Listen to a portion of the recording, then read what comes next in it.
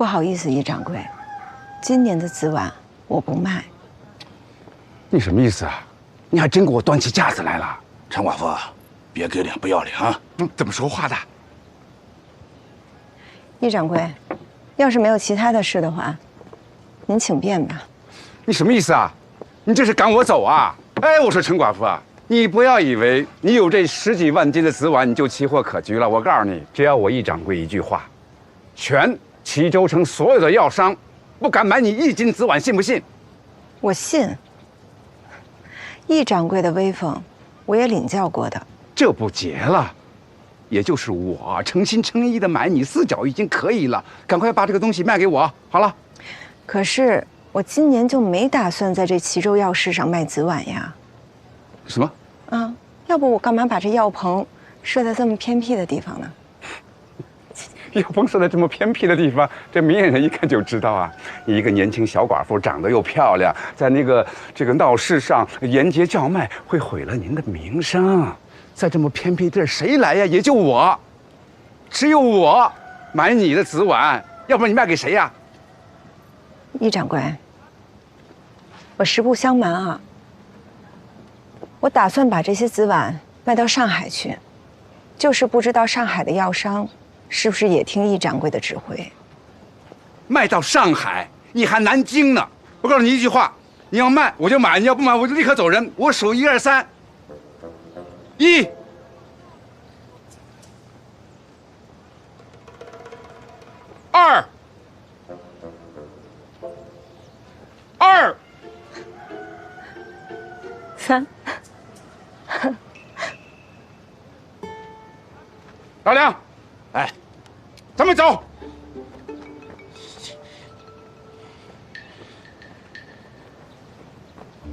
老梁，你别拉我，你拉我也没用，说走就走。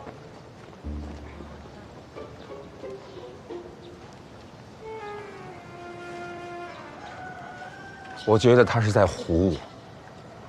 他一个小寡妇，大门不出二门不迈的，他能够攀上上海的药商，鬼才信呢。是，夏老板那么大能耐，也没说在上海打开局面，就凭他一寡妇。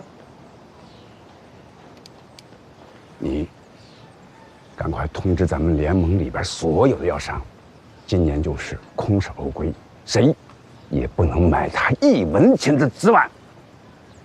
掌柜的，那个什么？空手而归，他们那边怎么交代？怎么交代？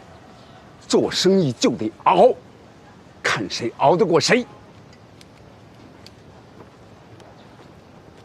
来，大少奶奶，哎，其实4角1斤已经有的赚了，而且一把都能出去。那又怎样？我觉得可以卖了。还不是时候。您真要卖到上海去啊？也许。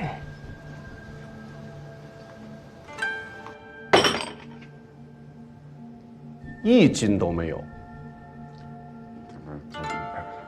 是，那怎么行啊？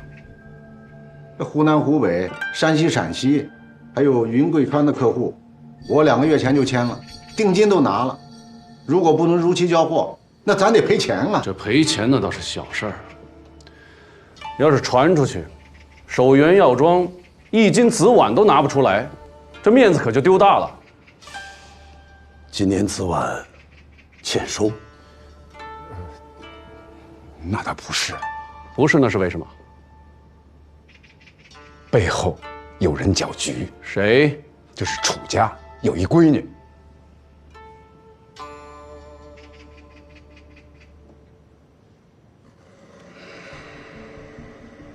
这没几万大洋，这局是搅不动的。楚家这破落的都要卖招牌了，他能有这实力？说的也是啊，但是背后好像还有人。那他背后这人忒大胆了，竟敢跟我们守元药庄叫板啊！大掌柜，说说，是谁呀？这个具具体是谁呢，还不特别清楚。我就听了那么一耳朵，好像是上海来的。上海。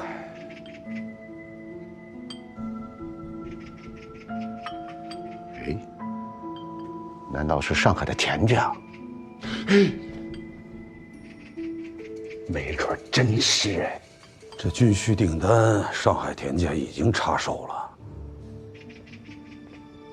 难道这次他们又要插足这齐州要事？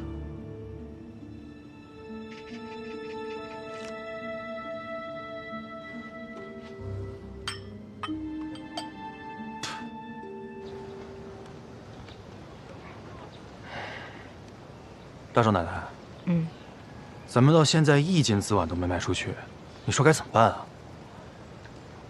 放心吧，一定会有人来买的。谁啊？守元耀州一定会再来。可是问题是还有3天，今年的药市就要结束了，那咱们跟药农的账期也到了，你说要不要打赌？今日之内，易掌柜一定会再来。但愿吧。哎，客官，你有什么需要？这么小的铺子，要做这么大买卖啊？夏老板，楚小姐，请坐。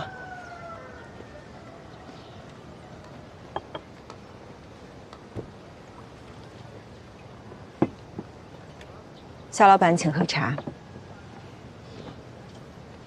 同道最近会来齐州吗？他家老爷子中风好些了吗？夏老板有什么话就直说吧。楚小姐真是直爽啊！那我就再直爽一点，我手上有17万斤的齐州紫菀。夏老板，请开价。好，那我也直爽一把。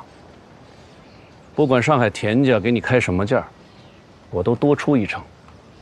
条件只有一个，货我全要。紫菀今日的行情是5角，那我就给你5角5喽。成交。但我有个条件，请讲。我只要4角5一斤，但今日之内交付全款。是吗？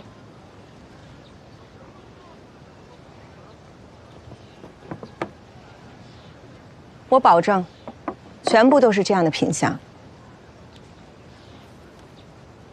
成交。后续的事情我会让易掌柜跟你联系。没问题。但我有个疑问呐，本来你是要把这批货发往上海，为什么还会租这么一个小药棚呢？夏老板，我所谓的把货发到上海，其实是虚张声势。我跟上海田家没有任何关系。是吗？这也是为什么我愿意4角5一斤，把所有的货都给您的原因之一。我不希望您觉得我是上海田家的人。那原因之2呢？3日之后，我要向所有的药农交付尾款，不然的话，手上这些所有的紫菀都要退回去，定金还不能退给我。那就是说，如果今天我不来找你的话，2日之内你也会来找我。是，但我知道，您一定会先来找我。为什么？因为您一定对我很好奇。确实好奇。我现在更好奇的是，你欠药农多少尾款？9成。9成。对。啊，9成，你的进货价不会低于3角，也不会高于3角5，那就说明这一把，你用了6000大洋，就挣了8000大洋。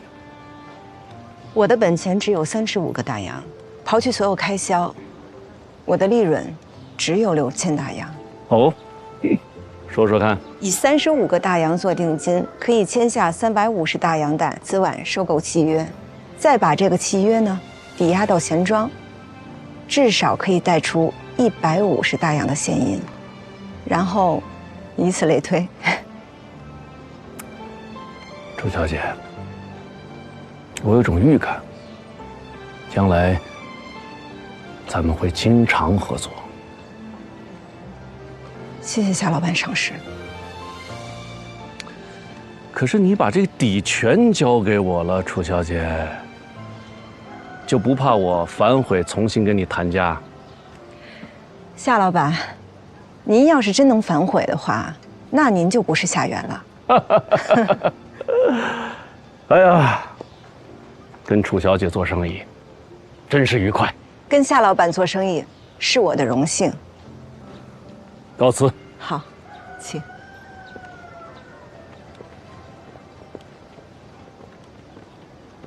大金啊，子晚的事儿我跟楚小姐已经谈定了，之后你们就直接联络。好，您放心。大少奶奶，高掌柜，好久不见。你们认识？啊，老板，这位楚小姐她还有个身份，就是陈家的大少奶奶。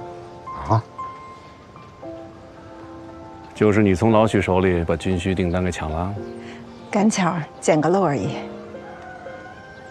之前我也认为是赶巧，我捡漏，但今日一见，我不这么想了。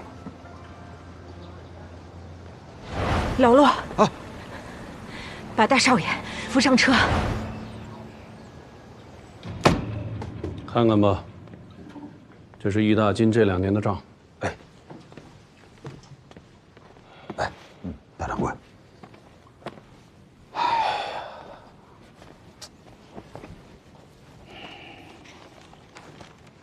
这池春堂的生意有点不尽人意啊。当年我收池春堂，就是想借池春堂的名头，在成药市场上有所建树。谁成想，这易大金可能不适合做药铺生意。但是生药批发这块儿也是业绩平平啊。对呀，这今年这齐州紫碗还被人用35个大洋偷袭了。是啊，幸好老板力挽狂澜。这个你也发现了？什么？这有些账啊，看上去没问题，但是这前后一对比，老板有水分呐。我去年就发现了。去年？那应该去年就把它开掉。哪儿那么简单呢？你去年开的，齐州市场怎么办？池春堂谁管？如果没找到合适的人接手，咱们损失会更大。可这吃里扒外的货就不能留。这我知道。老板现在可是已找到了合适的替手人选。你觉得楚韶华怎么样？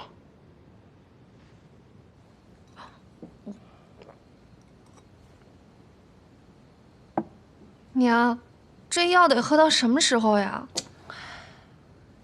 宋神医怎么说的呀？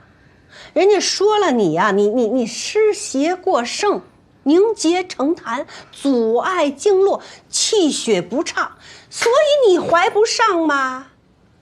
你怎么你也得调理个半年，你这经络气血打通了，那彻底就打通了。打通了就能怀上了啊！你嫂子我可是指望不上了，我们陈家可就指望你这肚子呢。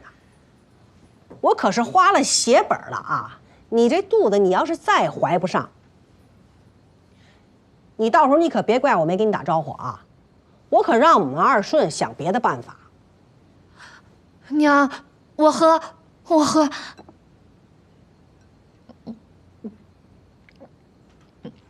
娘，我回来了。嫂子，哎，你还知道回来呀？这什么？打开看看。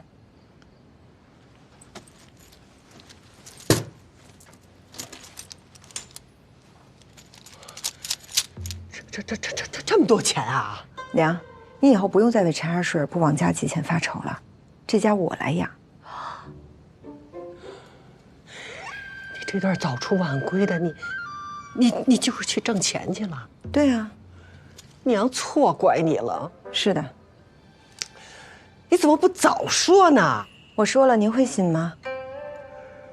娘，现在您相信了吧？这是相信，现在这相信啊！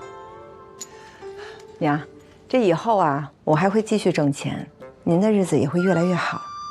但是啊，往后我可能会越来越忙，甚至还有可能夜不归宿。老大家的，你去忙，这个家还有轩轩，你交给我，放心。轩轩呢？刚睡着。哦，那就好。你坐下，娘给你倒水喝。哦，不用，我自己来。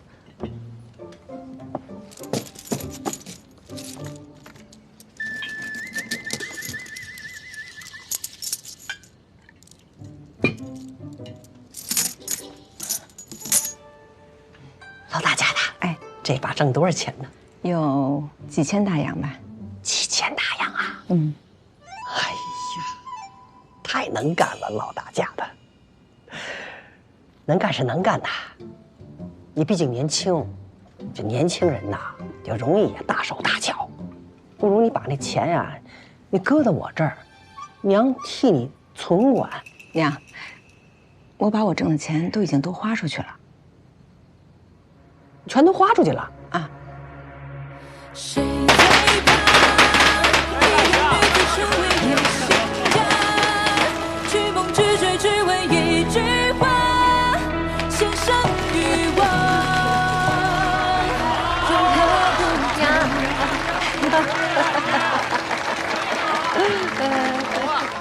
娘，你去。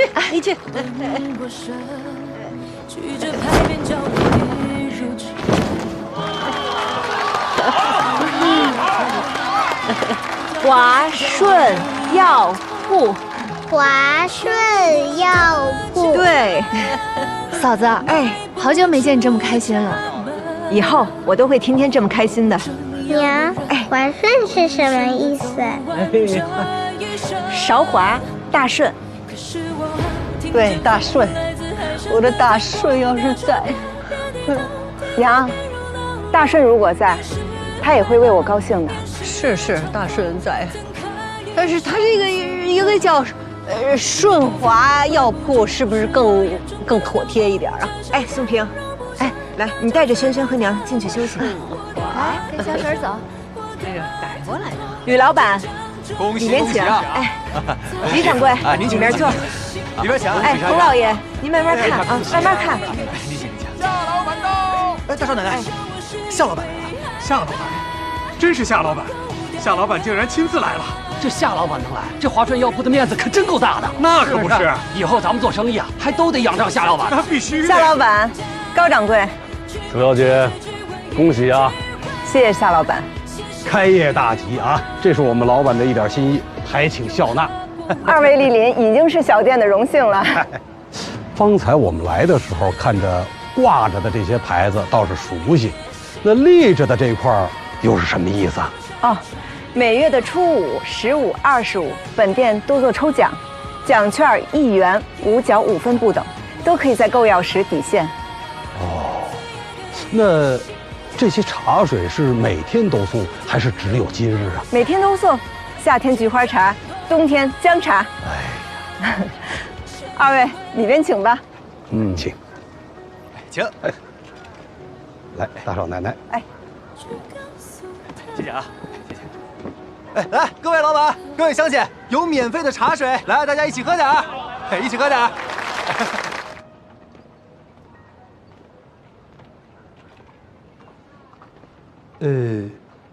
大少奶奶，您也卖牙粉？哦，和陈记药铺卖玉龙粉是一个道理。哦，那为何不直接卖那玉龙粉呢？齐州不比北京城，在这儿卖玉龙粉是卖不起价的。哦，来，二位这边坐，坐下聊。哎，请。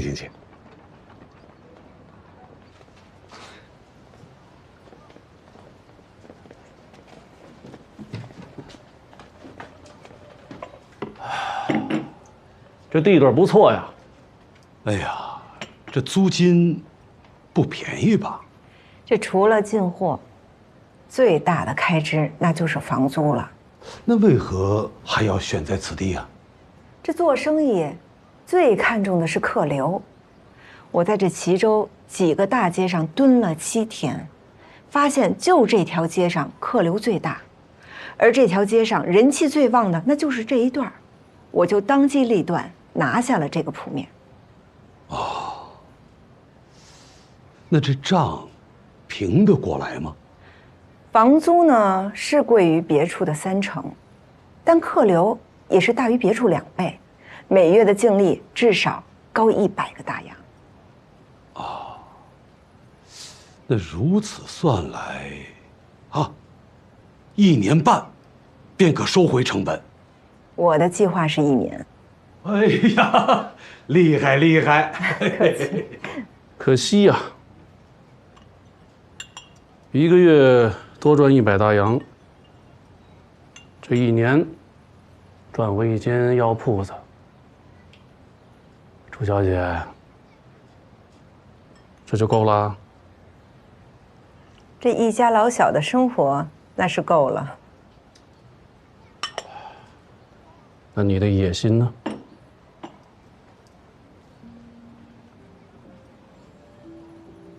夏老板，您的意思是？那我就直说了。我觉得吧，这间铺子太小了，你根本施展不开拳脚。加入我们守源药庄吧。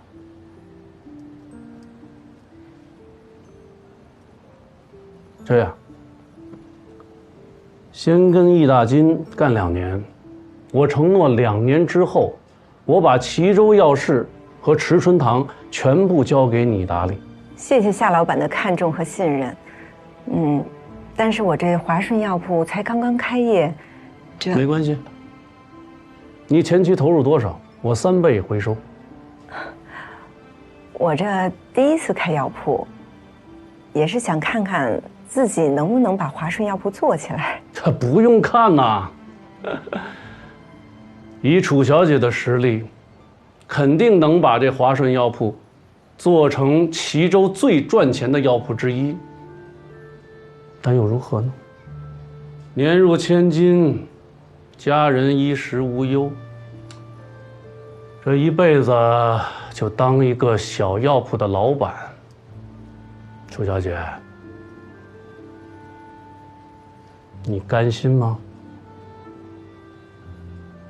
可是齐州药市，这生意每年以100万计，池春堂的规模怎么说也得是这华顺药铺的3倍吧。而且我还要在北京、天津、大连开分号，我觉得这些才匹配楚小姐的野心呐。别犹豫了，加入守源药庄。再说了，池春堂本来就是楚家的，交给你打理最合适。你什么身份？易大金、高千益什么身份，你就什么身份。他们怎么领薪，如何分红，你1分不少。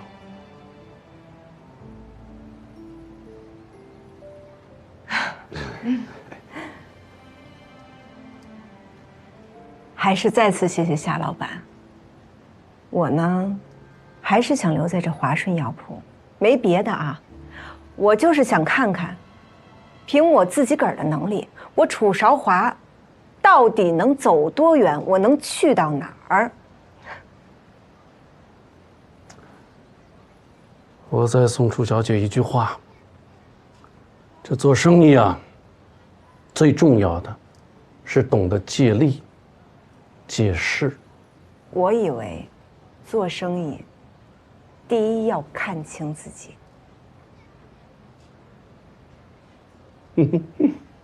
没错哈。好，楚小姐，这种魄力，我很欣赏。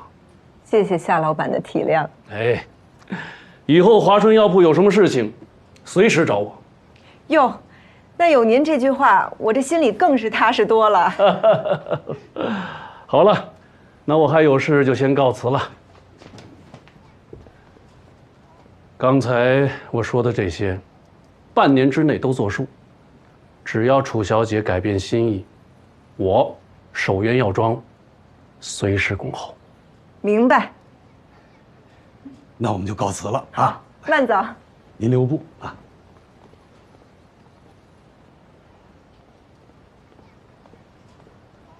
大少奶奶，你知道这齐州城有多少人想挤进这守元药庄，想给夏老板当手下？您怎么还……当他夏元的手下有什么意思啊？要当就当夏元本人。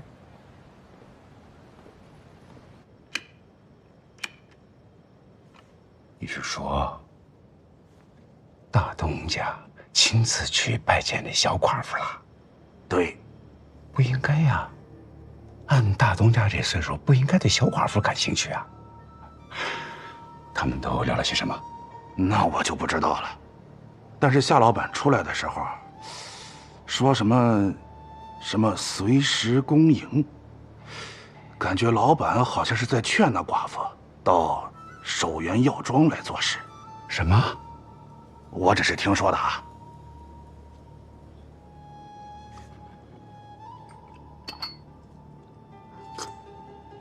不是没有这种可能。你想啊，知春堂现在是这个鬼样子，还有上次昨晚的事情，这大东家虽然没说什么，嘴上，但是心里呢，肯定是对我不满意的。另外，他如果真的对这小寡妇感兴趣，那小寡妇又上赶着想到这儿来做事儿，这地方原本就是他的，他又是齐州人，这上手就太快了。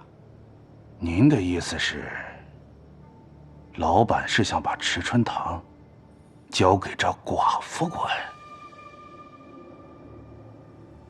没准还真是这样。那绝对不行啊！所以，我们必须想点狠招，让这小寡妇在这齐州地界待不下去。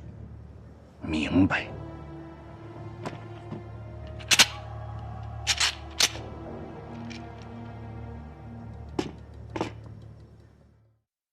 接下来，我们要抽出今天的大奖，价值1元的代金券。这两个效果一样吗？效果都是一样的，就是味道不一样。大少奶奶，哎，香砂丸该补货了，6月单也没了，还有几个药的库存也得调一下。啊，好，知道了。大少奶奶，哎，廖记的货送到了，他们还另外加了3单。好，放这儿吧。张老板的货好了。哎，柱子，哎，来，你去送一件去。那后院那边怎么办？小林子抽完奖，让他去。行。哎，掌柜的，有虎骨糕吗？您稍等，小江，哎，出来招呼客人。那后院那摊事儿，我来吧。哎，大少奶奶，哎，咱们真该请人了，我都忙不过来了。可说呢，我先过去了啊。哎，少华，妹啊，我跟娘来看看你。娘，我和你大哥呀都挺惦记你的。前些日子呢，家里事情多，顾不过来。今儿刚空下来，我就跟娘说，咱们去看看韶华吧。是，娘喝茶，找我有事儿啊？啊，哎呀，你这话说的，非得有事儿才能来吗？听说你这生意做得不错，还行。哟妹，你这就谦虚了。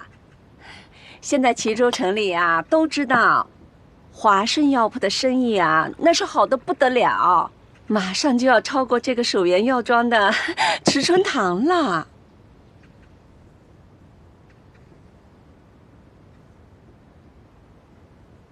韶华，你看你一个人带着孩子，还得忙活这么大一个药铺，是够辛苦的。您慢走啊。哎，小王，哎嫂子呢？您慢走。大少奶奶娘家人来了，在后院聊天呢。哎呀，妹啊，你看你都憔悴了，真的。你看这小手，这都瘦了。辛苦是辛苦，但是我乐意。哎呀，那不行啊！那我们看在眼里，这心里难受啊。特别是你啊，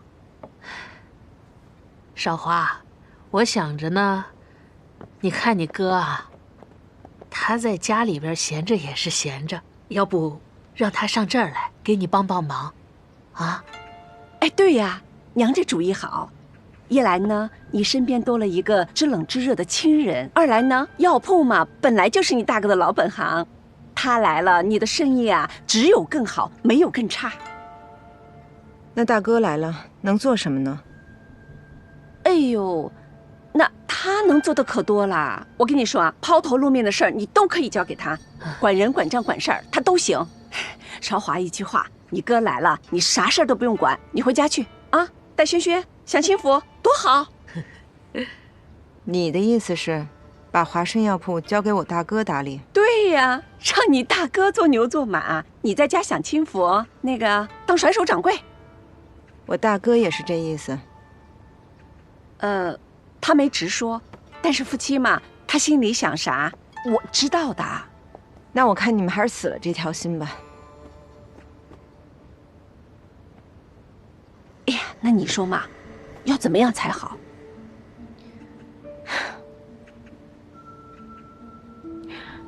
这华顺药铺，请问你们出过1分1毫的本金吗？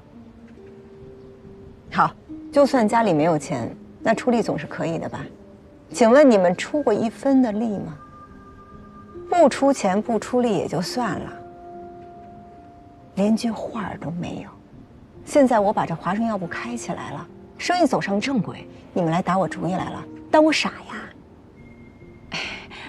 妹，你这话说的，那不是之前不知道吗？这不刚知道了，就想让你大哥来帮帮你吗？不用你们帮，我自己的生意我自己心里有数。你们要是没什么事儿的话，就先回吧。别，妹，我话没说完呢。如果说你要想自己打理这个华顺药铺，那还是可以商量的。我自己的事儿，我凭什么跟你们商量啊？哎，韶华，我跟你说啊，一个好汉3个帮，对不对？你说你再能干，你能把所有的活都干完了吗？不能吧，你还是得请人，是不是？与其让外人挣那份钱，不如让你哥挣。再说了，那外人始终能跟你一条心吗？人心隔肚皮，少忠可不一样啊，他是你亲哥，是有血缘关系的亲人。韶华，娘就跟你这么说吧，自从咱们家那池春堂卖了以后，你大哥他还没有找着合适的事儿做，现在就是整天在家里边混吃混睡的。你说要这么下去，他这个人就废了，你就帮帮他，行吗？啊，韶华，其实吧，我刚才说给你帮忙，哎呀，那是不好意思。我们今天主要来的目的是想求你帮帮你大哥，啊，成吗？你们让我再想想。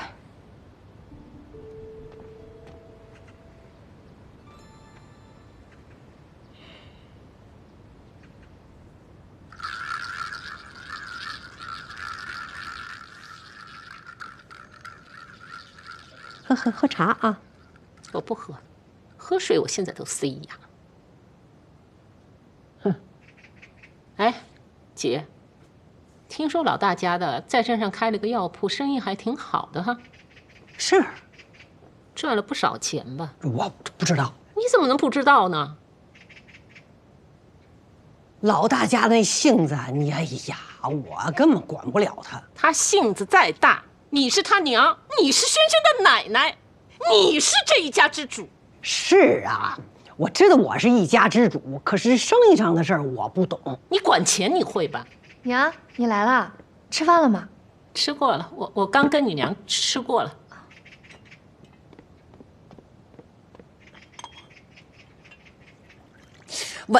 稳着点儿。药铺那生意今天怎么样？人还挺多的，今天嫂子她娘还有她娘家嫂子都来了。他不是说跟他娘家人断绝关系吗？没有啊，我看见他们手拉着手说话呢。这是又好上了？不知道。娘，我先去忙了。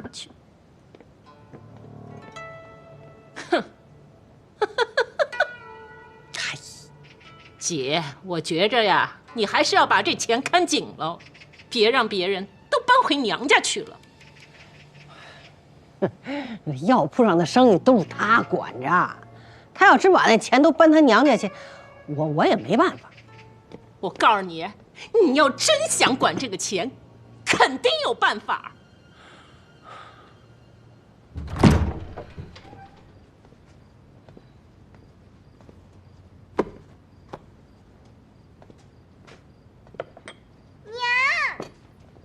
哎，下来，回来了。哎呦，老二家的，把那个馒头还有那汤热一下，一会儿赶紧给你嫂子端过来。哎，马上。哎呦，让你娘歇会儿。没事。来，你别烫手，别烫着啊。大家的擦擦。哎呦，啊，擦，谢谢娘。老大家的啊，你瞧你这身衣服，你还是过门的时候那会儿做的吧？旧的都不成样子了。我跟裁缝说了，明天让他给你做2身新的。不用娘，我这个还能穿呢。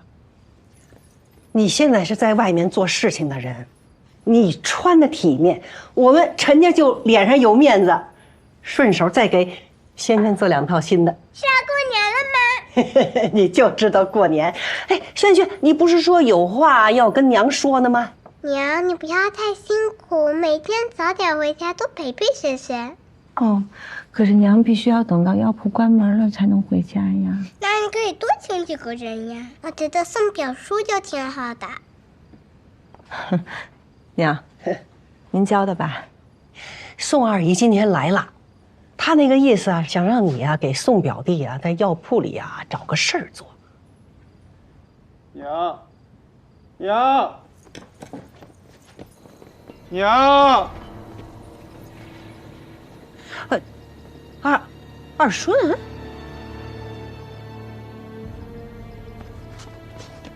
娘，我回来了。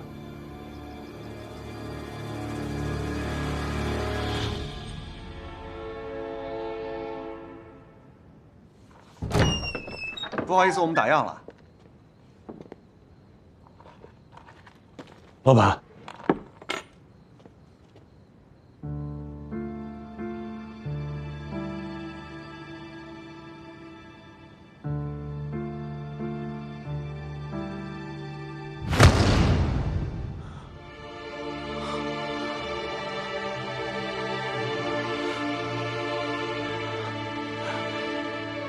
大哥，可算回来了，可算回来了，整整6年了，可算回来了。